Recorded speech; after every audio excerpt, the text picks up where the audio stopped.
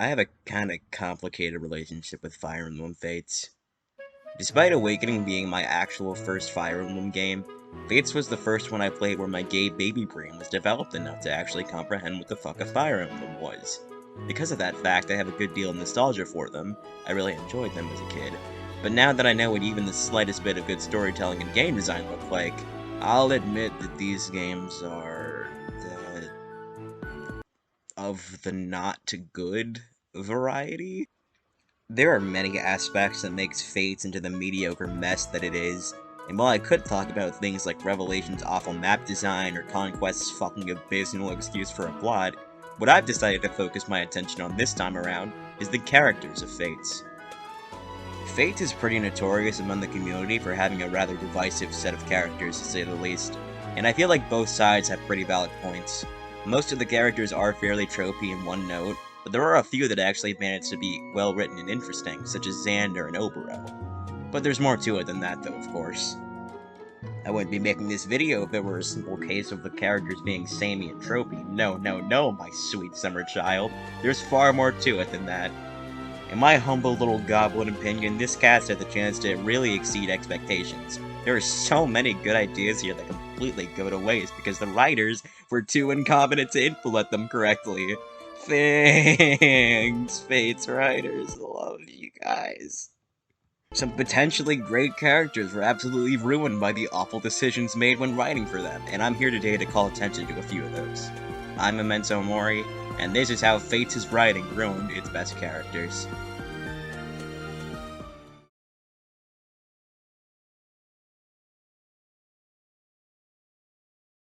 Let's get the obvious ones out of the way first.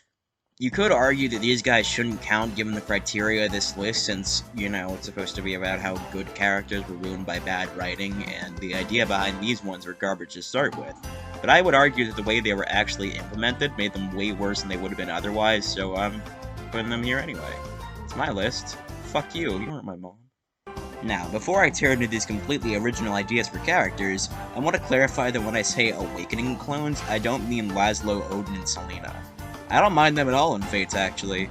It's explained why they're there in a satisfying enough way, the very slight bits of character progression were appreciated. Zebra especially, she's meddled out a lot since Awakening, good for her.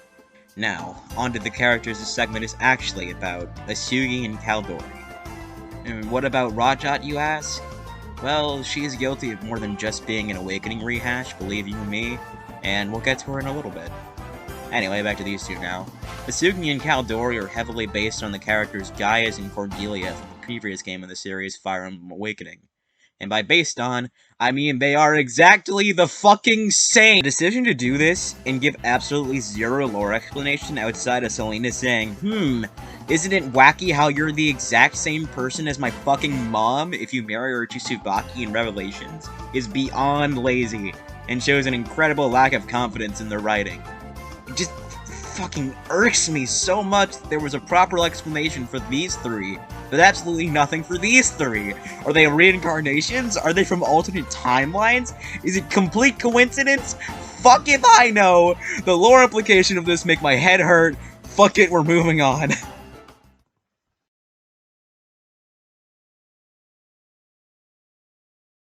I think we can all agree that supports are integral for fleshing out the huge ensemble casts of most Fire Emblem games, right? A lot of them don't play a very large role in the story and have to rely on having well-written and memorable support conversations to leave an impression on the player. Well, what if, and hear me out here, we took that away from several characters for no reason? These characters, who I refer to lovingly as Corrin sexuals, get the shaft hard. It's honestly kinda sad. They don't even fucking get the chance to be poorly written since they each have one, count 'em one, support with everyone's favorite piece of cardboard with a chainsaw, Corrin. Needless to say, they don't have much to work with. Anna, Scarlet, Reina, Fora, Gunter, Izana, Sura, and Yukimura all only have a support with Corrin. And I'm gonna be totally honest, I don't have much to say about each of them individually. They're all characters you can't get without weird my casting requirements being met, aside from Gunter, Scarlet, and Shura, which coincidentally also happen to be the ones I have the most to say about. I think each of these characters have the potential to be really interesting, but ended up being anything but that thanks to the writers not caring enough to write any more supports for them. Let's start with Scarlet. Scarlet is a member of the Revolution that joins you in Birthright and Revelations, that the game expects you to be sad about when they kill her off for no reason in Revelations, despite the fact that she's been in your army for like 3 chapters, and only has to support with Dragon Tales over here. She kinda gives off the vibe of like a young Vida from FE7, and she very easily could have been that if the writers gave a shit, but they don't. She didn't even get a support with Ryoma, who she is canonically good friends with in the story. Fucking ouch, man. Gunter is the Jagan of the Conquest side, who also portrays you in Revelations with little to no build-up. I don't remember if he turned good again at the end, and since the writers didn't bother building the twist up properly, I'm not going to bother googling that. Plus, Fire Emblem 8 did the whole Jagan that betrays you stick way better within only a few chapters, much less a full fucking game. That's all I have to say about him, really. He's just Dollar Store Orson. Shura is the one that irks me the most. His backstory of Saizo and Kaze's father wiping out his clan has a lot of potential for natural world building. It could have really served to flesh out Fates' incredibly barren setting, and Shura himself could have been pretty interesting as well. You can also choose to kill him and take his boots. Yeah, if that isn't indicative of how little the writers cared about him, I don't know what does. You could either choose having Shura in your army, or +1 move for one of your other units. I can't do this anymore. Like, we're moving on to the next segment. I can't handle Boot Man. Okay, so I just finished editing the Shura bit for the video, and I realized, hey, I don't exactly remember like what happens if you do decide to kill him. I don't remember the exact progression of events. You know, I do remember that you kill him and you get boots, but I don't like know what everything surrounding that is. And so this is what happens when you choose to kill Shura. All of the Norian siblings are praising you because they wanted you to kill him. You know, this potentially dangerous man. It's like a threat to their family. And so they're all like praising him. You know, thanks, Xander. I don't know what I'd do without you. I suppose I'm getting what I deserve. Just make it quick. The path I walk is so cold. Please let this war end soon. You got boots!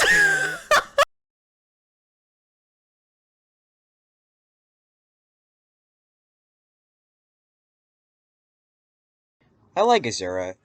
She's far from amazing, but she's pretty inoffensive for the most part. She's stoic, but still isn't scared to be a bit more playful, like when telling ghost stories in her support with Sakura, or even show some genuine emotion, like in her support with Laszlo, where she opens up about her stage fright. So, if I have so many good things to say about Azura, then why am I talking about her here? Well, that's because Fates' story writers are so absolutely fucking incompetent that they failed to realize a major aspect of Azura's character, something that when I bring to your attention should immediately start raising red flags. Now, you could say that I shouldn't bring this up since I said I wasn't going to mention any main story aspects. The story and supports are written by more or less separate groups of people after all, so how exactly does this correlate? Well, this is pretty directly connected to what I need to talk about, so, shut up. It counts, asshole. Okay?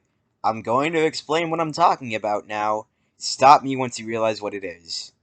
So, in Revelations, it's revealed that Azura's mother is a woman named Arit. Okay, sounds fine. Arit here also happens to be the sister of Makoto. Again, sounds fine. Well, throw that out of the fucking window because guess what? Makoto is Korin's mom! That's right, folks. You can marry your goddamn cousin in this game. That shit about not being related by blood that you can use to try and justify marrying the Norian and Hoshinan royals cannot be applied here. Azura and Korin are canonically first cousins, and the game lets them get you S support. They have kids, for fuck's sake. How? How did this happen? Did they just not realize? Did they not care? Whatever the reason is, it's almost comical how fucking awful of a decision that turned out to be. Like I said, I like Azura. I think she's fine as a character. But oh my god, do I need to say anything else? I saved the worst ones for last. So, let's talk about the gay representation in Fates. Fates has two gay options, those being Rajat for female Corrin and Niles for male Corrin. These two are the absolute worst options that they could have gone with. Niles is notorious amongst the cast for making others uncomfortable, is a total ass in a lot of his supports, and is just generally kind of unhinged. Rajat stalks Corrin constantly, has no regard for other people aside from Corrin, and is also generally unhinged. Do you see the problem? The two gay options are fucking lunatics! This isn't exactly the best representation of gay people now, is it? Now, allow me to play devil's advocate here for a second. This is the first time Insys has ever implemented anything like this in a game, so you can't really expect it to be perfect, right? After all, Niles is rather flamboyant and could quite easily fit into many gay stereotypes, and people complained about female Robin not being able to marry Tharja in Awakening, despite Tharja being obsessed with Robin despite their gender. So I can at least understand their thought process behind why they chose these two specifically. Except actually, no I can't because fucking Soleil exists! Soleil is easily one of my favorite characters in Fates, maybe even my overall favorite. He's right up there with Obero. Which is why the way the writers treated her pisses me the fuck off so much. Soleil cannot S-support with any female characters. One of the most overtly gay characters in this series cannot S-support with any female characters. A character whose key personality trait is flirting with women and finding women attractive cannot S-support with any female characters. How do you fuck that up? The opportunity was right fucking there. Just make Soleil have an S support with female Corrin. That was all you had to do. The gay representation would still be awful, but at least it would be, I don't know, something. The decision to make Soleil quote-unquote straight makes me so fucking angry. This obvious lesbian can only date guys? If that's not gay erasure, I don't know what the fuck it is. Soleil was easily the character who was fucked over the most by Fates' writing. It's not even a question. The poor fucking woman got the end of the stick that was so short, it folded in over itself at a molecular level and created a black hole. So yeah, anyway, play the gay Fates hack, it's pretty good. Well, this video took a fucking while, huh? This outro is unscripted, and I just have like a vague idea of what I want to say. So, biggest thing is that after I recorded the audio for this video, I got a new microphone, and since I had already edited like half the video by the point that I actually got the microphone, I did not want to re-record all of the audio and then like have to re-edit it all together. I just didn't want to fucking do that. So you gotta have to deal with the garbage audio for this one. The only time that I had the actual microphone is during the bit where I showed the fucking boot thing. But other than that, yeah, this video took me forever to edit. Not because it was like super duper time consuming and like difficult to edit. It was just like kind of hard to find motivation to really power through it. I only did it in like chunks. Other than that, though, I'm happy it's finally done. All I have to do now is go back and add in like some music. And yeah, if you watched this far, thanks. I plan to make more stuff at a more consistent rate in the future. And yeah, thanks so much for watching. Bye-bye.